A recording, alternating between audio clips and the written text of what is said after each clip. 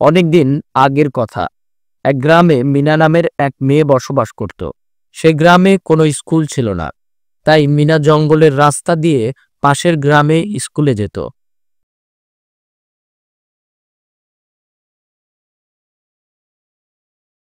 একদিন মিলা স্কুল থেকে বাড়ি ফেরার পথে মিনা দেখল একটি শেয়াল আহত হয়ে পড়ে আছে, আর পাশেই তার একটি বাচ্চা কান্না করছে। তাই দেখে মিনা শেয়ালের কাছে গেল। শিয়াল, তোমার কি হয়েছে? তোমার শরীর থেকে রক্ত বের হচ্ছে কেন? একটা দুষ্টু শিকারী আমাকে তীর দিয়ে আঘাত করেছে। আমি হয়তো আর বেশিক্ষণ বাঁচব না। তুমি কি আমার ছানাটাকে তোমার সাথে নিয়ে যাবে? না হলে দুষ্টু শিকারীর দল তাকেও মেরে ফেলবে। তার আগে তোমার তো চিকিৎসার প্রয়োজন। চলো তোমাকে কবিরাজের কাছে নিয়ে যাই। না মিনা, না, আমার বেশি সময় নাই। তুমি আমার ছেলেটাকে নিয়ে যাও, আর এই নাও একটা ডিম। এই ডিমটা তুমি তোমার জমিতে রোপণ করবে, তাহলে সেই গাছে অনেক ডিম ধরবে, আর সেই ডিম বিক্রি করে তোমার সংসার চলবে। বলেই শেয়ালটা মারা গেল। শেয়ালের বাচ্চা আরো জোরে জোরে কান্না করতে লাগলো। আর কান্না করে কি হবে? চলো তাড়াতাড়ি বাড়িতে যাই, না হলে তোমাকেও ওই দুষ্টু শিকারীর দল মেরে ফেলতে পারে। তারপর মিনা ও শেয়ালের বাচ্চা গ্রামে ফিরে এলো।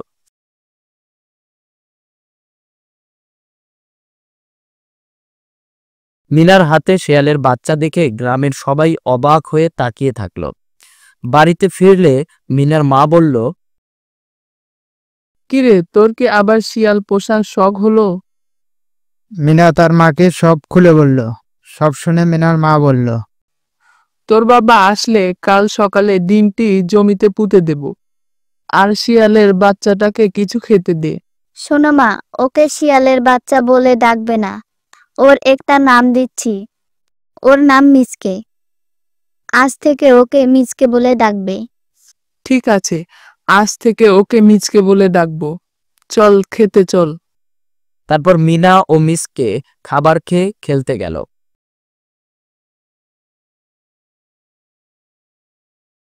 সন্ধ্যায় মিনার বাবা বাড়িতে আসলো। পরের দিন সকালে তারা সবাই মিলে ডিমটা জমিতে রোপণ করে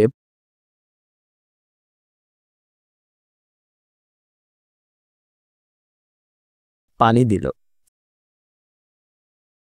পরের দিন সকালে তারা দেখলো সেখানে একটি সুন্দর গাছ হয়েছে।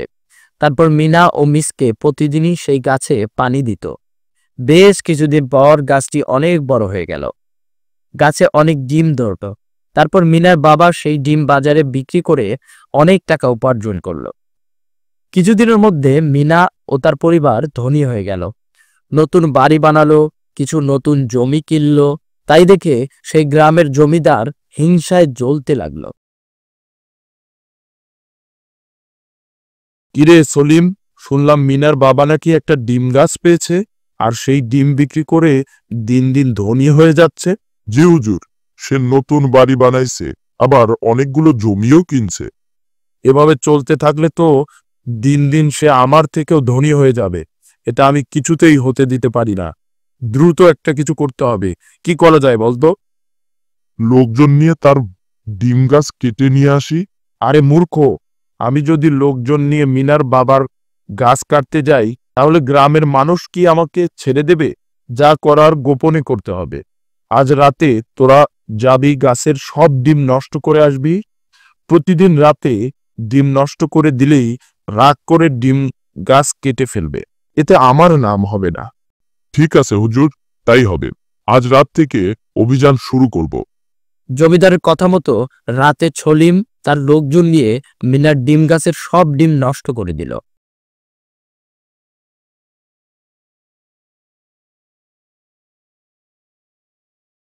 পরের দিন সকালে মিনা উঠে দেখল কে বা কারা যেন তার গাছের ডিম নষ্ট করে দিয়ে গেছে। বাবা, মা, মিচকে, তাড়াতাড়ি আসো, কারা যেন আমাদের গাছের ডিম নষ্ট করে দিয়েছে। মিনার বাবা, মা ও মিসকে আসলো। কে আমাদের এত বড় ক্ষতি করলো?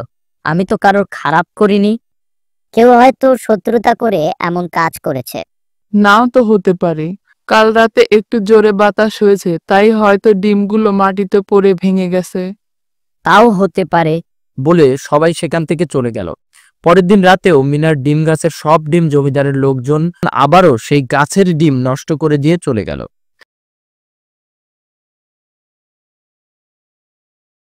সকালে মিনা দেখলো আজও তার গাছের ডিম কারা যেন নষ্ট করে দিয়েছে। মিনা তার বাবা মাকে ডাকলো।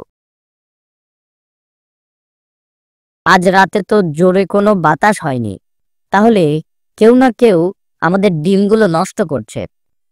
রাতে পাহারা দিতে হবে, দেখতে হবে কোন শয়তান এই কাজ করে। ঠিক আছে, আজ রাতে আমি পাহারা দেব। না না, আমি ঝোপের আড়ালে থেকে পাহারা দেব, আর তোমরা সবাই লাঠি নিয়ে ঘরের মধ্যে বসে থাকবে। আমি যখন শয়তানটার উপর ঝাঁপিয়ে পড়ব তখন তোমরা বের হবে। ঠিক আছে। কিরে সলিম, সমস্ত ডিম কি ঠিক মতো নষ্ট হচ্ছে, নাকি অর্ধেক নষ্ট করে ভয়ে চলে আসছিস? নানা জমিদার মশাই, কি যে বলেন, কিসের ভয়? আর ডিম ফাটাতে যে কি মজা, আপনি গেলে তো সব ডিম না পাঠিয়ে আসতেই চাইবেন না। একটা একটা করে ডিম মাটিতে ছুঁড়ে মারি আর ঠাস ঠাস করে ফাটে, মনে হয় আতশবাজি ফাটাচ্ছি। বলিস কি রে সলিম, তাহলে তো খুবই মজা হয়। আজ আমি তোদের সাথে যাব, আমিও ডিম দিয়ে আতশবাজি খেলবো। কথা মতো সেই দিন রাতে জমিদারও সলিমদের সাথে গেল মিনার ডিম গাছের ডিম নষ্ট করতে। এদিকে মিসকে ঝোপের আড়ালে লুকিয়েছিল। কি ব্যাপার? এই তো দেখছি জমিদার মশাই।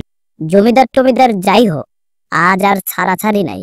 বলে যেই জমিদার মিনার ডিম গাছে হাত দিতে যাবে তখনই মিসকে জমিদারের লুঙ্গি কামড়ে ধরল। ভয়ে জমিদারের লোকজন পালিয়ে গেল। এই ছাড় ছাড়, আমি জমিদার, আমাকে কেন ধরেছিস? তুমি জমিদার হও বা টমিদার হও, এখন তুমি চোর। আমি চোর ধরেছি। মিনা দিদি, তাড়াতাড়ি আসো, না হলে চোরের লুঙ্গি পাঞ্জাবি নিয়ে জঙ্গলে পালাবে। মিনা, মিনার বাবা ও মিনার মা বের হয়ে আসলো।